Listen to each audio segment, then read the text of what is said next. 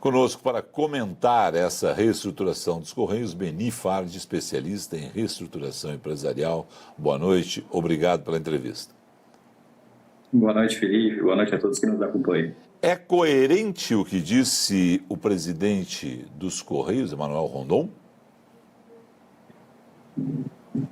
Tem bastante fundamentação técnica nos dizeres do presidente dos Correios, mas são movimentos bastante típicos de um turnaround, mais tardios. Se nós recapitularmos desde o início dessa gestão federal do presidente Lula, os Correios vinham de um movimento superavitário do governo anterior e, salvo engano, em 2023, os Correios apresentaram um déficit, prejuízo de 600 milhões de reais. E em 2025, os números mais recentes que nós tínhamos acesso dava algo em torno de 6 bilhões de déficit, e esse número crescendo exponencialmente. Então, essas medidas elas são extremamente bem-vindas sob a ótica de gestão e de revisão dos ativos, da estrutura dos próprios Correios, mas se nós observarmos o movimento global de demanda por serviços postais, além do tradicional que nós conhecemos, especialmente ligados a e-commerce, a encomendas de uma forma geral, nós percebemos que os Correios deixaram que a iniciativa privada ocupasse uma posição muito estratégica de liderança, inclusive, de entregas na malha quase continental brasileira. Então, hoje você tem serviços de entrega, observando apenas a entrega, não a universalização de serviços, muito mais eficiente, muito mais estratégica na mão da iniciativa privada. E os Correios sofrem dessa dicotomia, desse desafio de coisa pública. A cada 4 anos, uma vez transacionando-se milhões e milhões de encomendas no Brasil, você ter uma mudança de estratégia de gestão e movimentos letárgicos de decisão pode fazer com que esse agravamento de crise se retorne, se volte, como aconteceu agora nesse ano de 2025, Felipe.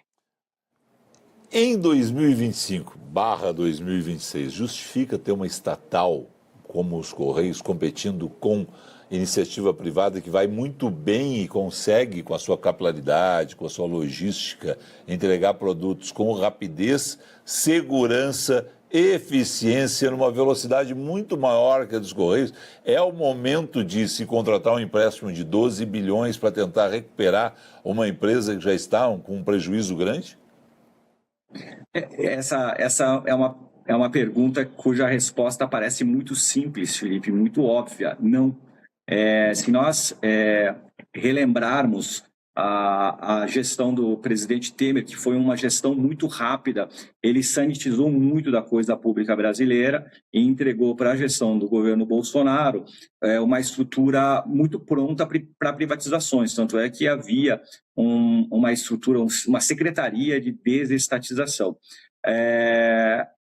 Os Correios, eles foram superavitários nos anos de 2020 e 2021 com lucros recordes, algo como 2,3 bilhões de lucro, muito motivados pelo e-commerce, pela pandemia, por um choque de gestão que houve num preparatório para a venda da companhia, para essa estatal, para companhias privadas. E haviam grandes grupos interessados, publicamente interessados, entre os quais a Amazon, a DHL, a FedEx, a Magazine Luiza, a própria Magalu e, de forma indireta, também sinalização do Mercado Livre. São grandes companhias que a gente cita aqui sem nenhum juízo de valor, mas especialmente observando que havia preparação e intenção da iniciativa privada de fazer com que a capilaridade estabelecida pelos Correios fosse utilizada de forma muito mais eficiente, muito mais profícua. Mas, apesar desse projeto de privatização ter sido aprovado na Câmara dos Deputados, ela parou no Senado, ficou atravancada em 2022 e em 2023 o presidente Lula tirou esse tema de pauta.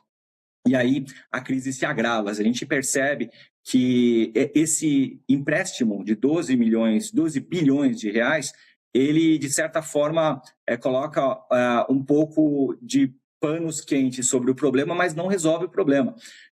Algumas semanas atrás se discutia a tomada de um crédito, de um empréstimo de 20 bilhões, dentre os quais os mesmos bancos faziam parte do consórcio.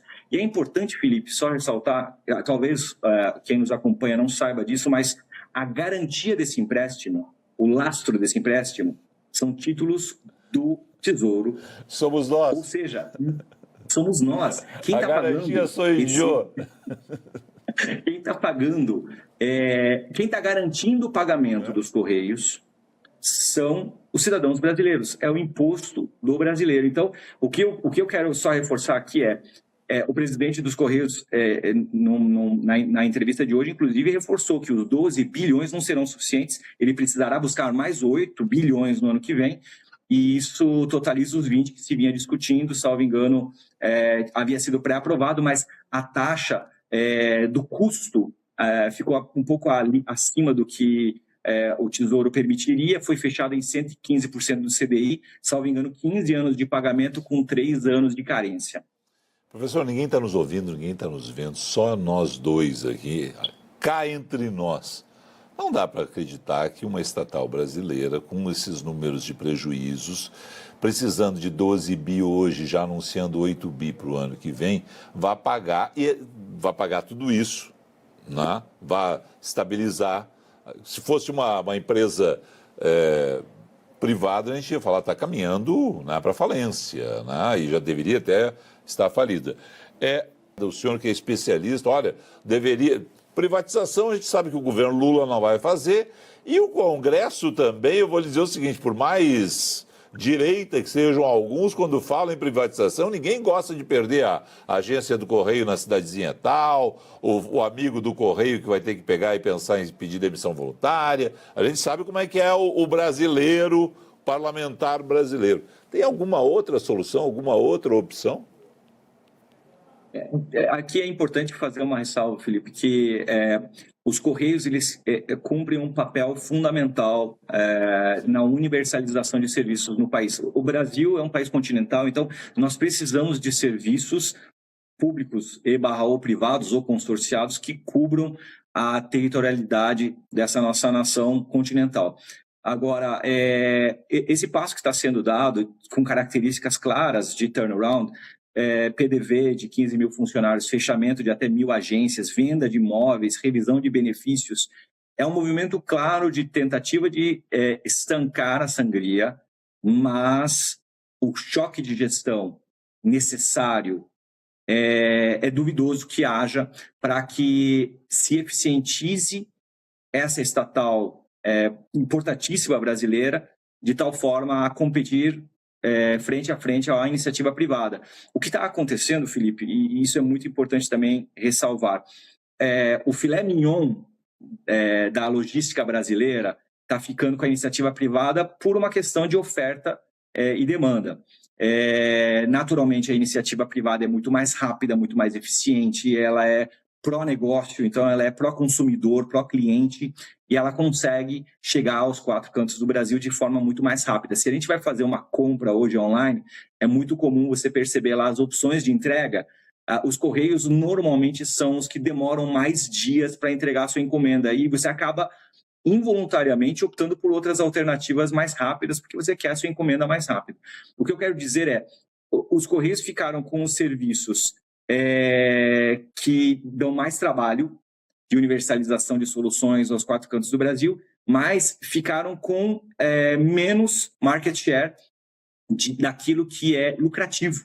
E a iniciativa privada, naturalmente, por um vácuo deixado pelos Correios, tomou esse espaço natural, e é super bem-vindo que isso aconteça, isso é pró-negócio, pró-economia. Então, o que os Correios eventualmente podem fazer, na minha opinião, é consorciar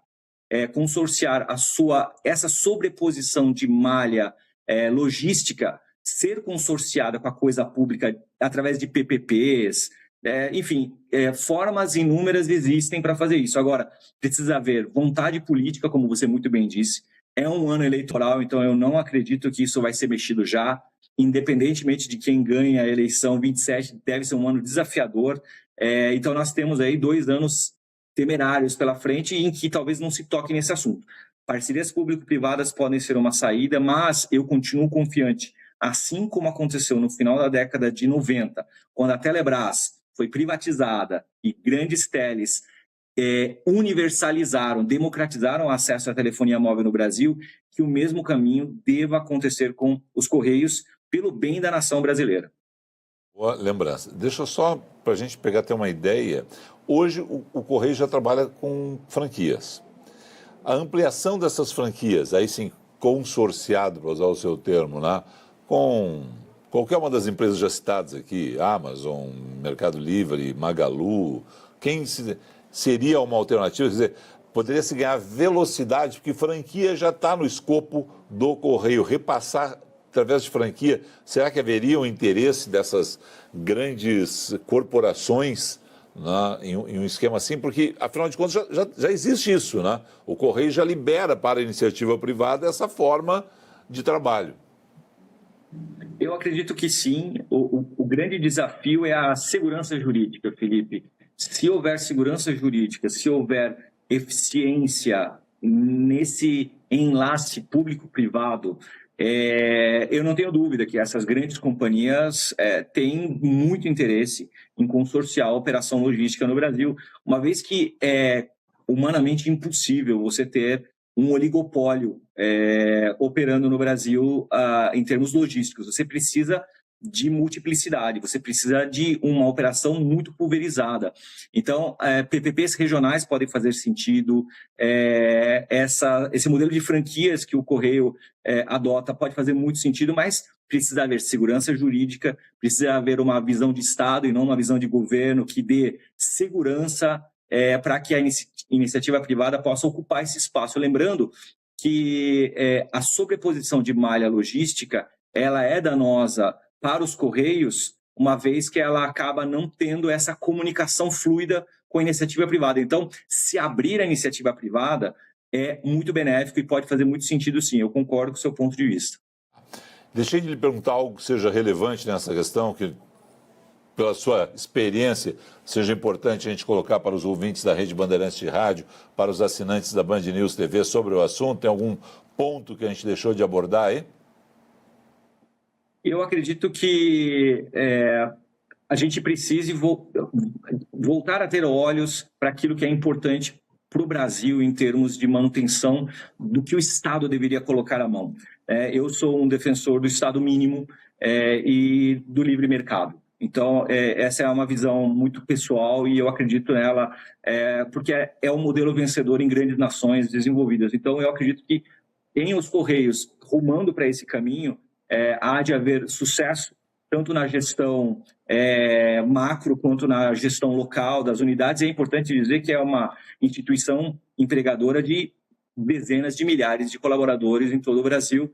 Então, é uma instituição importante, tem um impacto social importante. As pessoas que trabalham nos Correios não têm, de forma alguma, culpa do que está acontecendo com a má gestão que vem sendo conduzida ao longo dos últimos anos. Então, eu acredito que esse modelo de Estado menor possa fazer muito sentido para que não se tenha que recorrer ao bolso do contribuinte para resolver um problema de má gestão.